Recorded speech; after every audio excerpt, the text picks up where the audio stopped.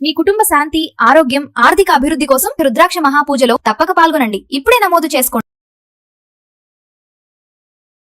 Hi viewers, India's largest digital media network Suman టీవీకి స్వాగతం. ప్రస్తుతం మనతో ఉన్నారండి globally certified emotional intelligence trainer, posh and POCSO trainer మన భారతి నాదెండ్ల గారు ఉన్నారు.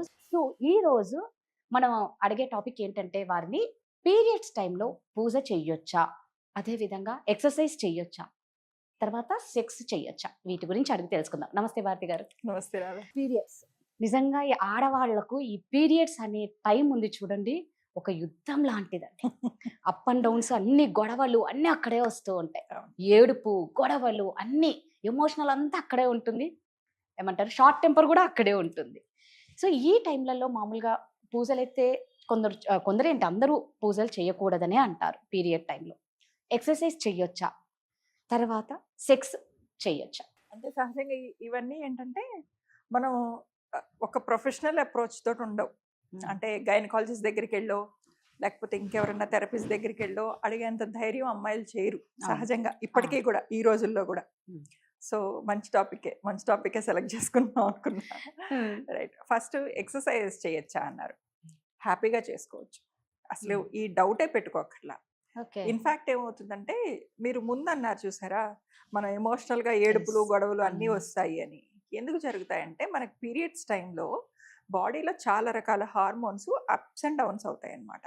దాని మూలంగా మనకి స్ట్రెస్ రావడము, లేకపోతే ఎమోషనల్ ఇంబ్యాలెన్స్ రావడము, ఇవన్నీ కూడా వస్తాయి. అవి పిఎంఎస్ సిమ్టమ్స్ అంటాము. సో అసలు పీరియడ్స్ రావడం కన్నా కొద్ది రోజుల ముందు నుంచే అమ్మాయిలకి కొంచెం ఇవన్నీ కూడా స్టార్ట్ అయిపోతాయి. సో ఎక్సర్సైజ్ చేసినప్పుడు ఏమవుతుందంటే, బాడీలో ఫీల్ గుడ్ హార్మోన్స్ రిలీజ్ అవుతాయి, ఎండార్ఫిన్స్ రిలీజ్ అవుతాయి. అవి ఇవన్నీ రాకుండా హెల్ప్ చేస్తాయి, ప్రివెన్షన్కి హెల్ప్ చేస్తాయి. ఇంకొకటి ఏంటంటే, చాలా మంది అమ్మాయిలు మీరు నోటీస్ చేసి ఉంటారు, పీరియడ్ క్రాంప్స్ వస్తాయి బాగా, కాళ్ళ నొప్పులు, నడుము నొప్పులు, తర్వాత పీరియడ్ పెయిన్, బ్రెస్ట్ టెండర్నెస్ వస్తుంది. ఇవన్నీనేమో ఫిజికల్ సిమ్టమ్స్. మనం ఇందాక చెప్పుకున్నవేమో మెంటల్ సిమ్టమ్స్ అన్నమాట. సో ఈ రెండిటికి కూడా ఎక్సర్సైజ్ చాలా బెనిఫిషియల్.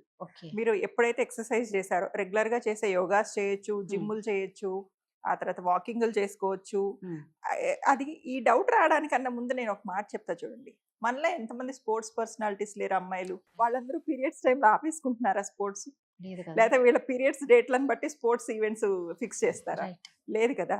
సో స్విమ్మింగ్ చేయొచ్చు మీరు, షటిల్, బ్యాడ్మింటన్ ఆడపిల్లలు, మళ్ళీ సానియా మీర్జా లేరా, సింధు లేరా, ఎంతమంది ఉన్నారు, నైనా సహ్వాల్ లేదా, ఎంతమంది స్పోర్ట్స్ వాళ్ళని తీసుకున్నా చక్కగా ఫిజికల్ యాక్టివిటీ వల్ల మీకు ఈ ఫిజికల్గా వచ్చే డిస్కంఫర్ట్ తగ్గుతుంది, అండ్ ఎమోషనల్గా వచ్చే ఆ ఇంబ్యాలెన్సెస్కి కూడా ఈ ఫీల్ గుడ్ హార్మోన్ హెల్ప్ చేస్తుంది. కాకపోతే ఇప్పుడు మనకి పీరియడ్స్లో డెఫినెట్గా బ్లీడింగ్ డిస్కంఫర్ట్ అనేది ఉంటుంది కాబట్టి యూ చూజ్ అకార్డింగ్. డ్రెస్సుల్లో లాగా ఇప్పుడు వీటిలో కూడా మీడియంలు, లార్జ్లు, ఎక్సెల్లు, ప్యాడ్స్, ట్యాంప్యూన్స్, కప్స్ ఇలా చాలా వచ్చాయి. కాబట్టి మీరు సెలెక్ట్ చేసుకునే ఎయిదర్ స్పోర్ట్ లేదా ఎక్సర్సైజ్ని బట్టి, మీ బ్లీడింగ్ని బట్టి మీరు ఇది సెలెక్ట్ చేసుకోండి. That's it. అంతేగాని you need not to stop yourself. Puja అయితే ఇంకెలాగో చేయకూడదు. ఎవరు చెప్పారు? చేయొచ్చా అంటే ప్రతి ఇంట్లో, అరే నువ్వు పీరియడ్ అయ్యావా అంటే ఇంకా ఎక్కువ 5 రోజులు, 3 రోజులు, 5 రోజులు పక్కన కూర్చో. ఇవన్నీ కూడా సోషల్ టాబూస్ రాదా. అంటే పీరియడ్స్ వచ్చాయి అంటే ఆడపిల్లని ఆ 3 రోజులు ఇంట్లో నుంచి బయట ఉంచడం, ఒక మూలను కూర్చోబెట్టడం, పూజకి దూరంగా ఉంచడం, ఇవన్నీ అసలు ఎక్కడ మొదలయ్యాయంటే, ఓల్డ్ డేస్లో మనకి లైఫ్ స్టైల్ ఇంత సొఫిస్టికేటెడ్గా లేదు. అంటే మెషినరీ కానివ్వండి, మనకి హెల్ప్ కానివ్వండి లేదు. పప్పు రుబ్బడం అంటే కూర్చుని రోల్లో రుబ్బాలి, అవునా?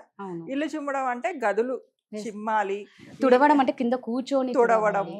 పూజ అంటే కూడా ఎట్లా అంటే, పాత రోజుల్లో సహజంగా మగవాళ్ళు పూజ చేసేవాళ్ళు, ఆడవాళ్ళు పూజ చేయరు.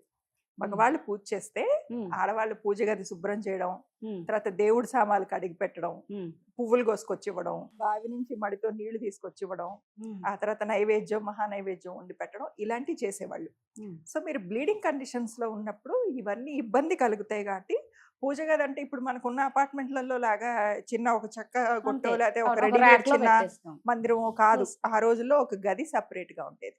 ఇవన్నీ కూడా వాళ్ళకి పాపం ఫిజికల్గా రెస్ట్ దొరకకుండా స్ట్రెయిన్ అయిపోతారు. కాబట్టి ఆ రోజుల్లో అలా ఒక 3 రోజులన్నా కనీసం వాళ్ళకి విశ్రాంతి ఇద్దాము, అన్న పద్ధతి కోసం ఉంచినవి. అంతేగాని దానివల్ల ఇప్పటికీ కూడా ఆడపిల్లల్ని మీకు ఒక క్లయింట్ది చెప్తా. మొన్న రీసెంట్గా 10th క్లాస్ ఎగ్జామ్స్ అయ్యాయి కదా, వాళ్ళ అమ్మ ఎంత చాదస్తురాలంటే 10th క్లాస్ ఎగ్జామ్ రాయనివ్వాలి ఆ పిల్లని, పీరియడ్స్ వచ్చాయి.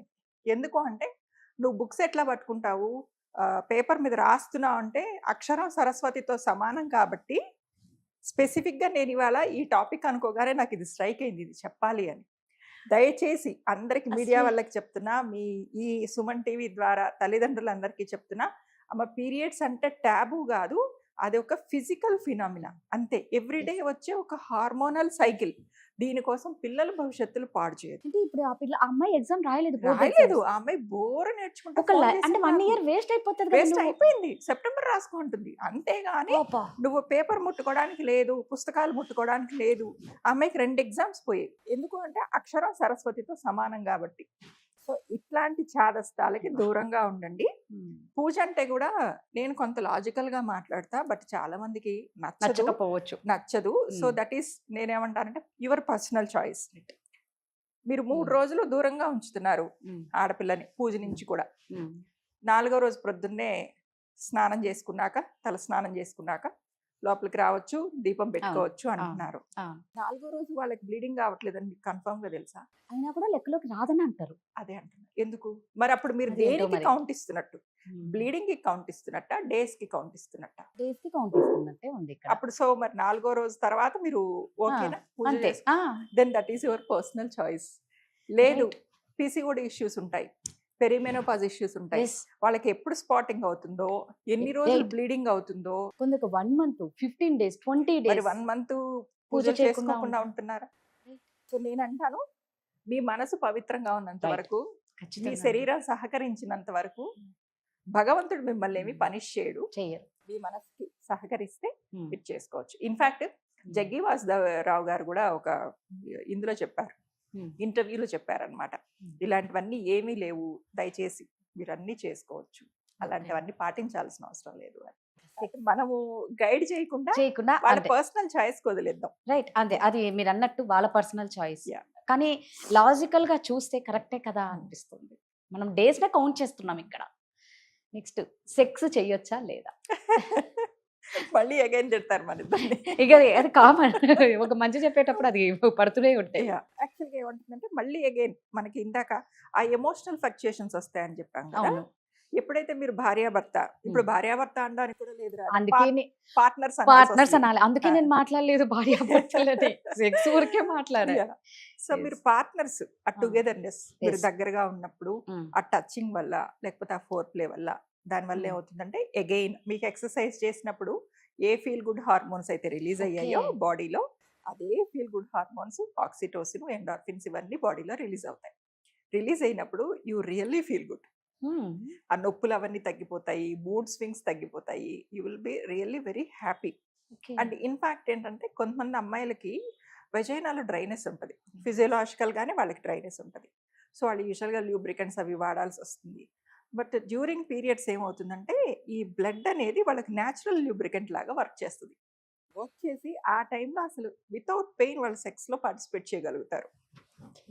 అయితే ఫిజికల్గా వస్తే ఏమవుతుందంటే ఈ టైంలో మనకి వెజైనాలో pH బ్యాలెన్స్ అని ఉంటుంది అనమాట, అది కొంచెం మారుతుంది. ఆ తర్వాత సర్విక్స్ కూడా కొంచెం ఎక్కువ ఓపెన్ అయి ఉంటుంది. కాబట్టి బ్యాక్టీరియల్ ఇన్ఫెక్షన్స్ వచ్చే అవకాశం, యూటీఐ వచ్చే అవకాశం ఉంటుంది. కాబట్టి అలాంటివి రాకుండా మీరు కండమ్ యూజ్ చేసుకుని, అంటే ప్లే సేఫ్, కండమ్ యూజ్ చేసుకుని మీరు సెక్స్లో పార్టిసిపేట్ చేయొచ్చు. అయితే కొత్తగా పెళ్ళైన పిల్లలందరూ ఏమనుకుంటారంటే పీరియడ్స్లో ఉన్నప్పుడు కనుక సెక్స్ చేస్తే పిల్లలు పుట్టరు అని. That is a myth. Even మీరు పీరియడ్స్లో ఉన్నప్పుడు కూడా still there is a chance మీరు ప్రెగ్నెన్సీ అవ్వడానికి. ఎందుకంటే ఎర్లీ ఓవులేషన్స్, ఎర్లీ సైకిల్స్ ఉండే అమ్మాయిలకైతే పీరియడ్స్లో కూడా సెక్స్లో పార్టిసిపేట్ చేస్తే ప్రెగ్నెన్సీ వచ్చే ఛాన్స్ ఉంటుంది. కాబట్టి చెయ్యొచ్చు. That is actually very good. ఎవరిని ఎవరు ఫోర్స్ చేయొద్దు, ఇద్దరికి ఇష్టమైతేనే. ఇక్కడ ఇద్దరి కంఫర్ట్ ముఖ్యం. ఇద్దరికి ఇష్టమైతే హ్యాపీగా పార్టిసిపేట్ చేయొచ్చు. కాకపోతే సేఫ్గా పార్టిసిపేట్ చేయండి, కండమ్ యూజ్ చేసుకుని యూ కెన్ పార్టిసిపేట్. సో హ్యాపీగా ఎక్సర్సైజెస్ చేసుకోవచ్చు, మీ మనసు శరీరం సహకరిస్తే పూజలు చేసుకోవచ్చు, అండ్ సెక్స్ కూడా చేయొచ్చు విత్ సేఫ్. థ్యాంక్ యూ అండి.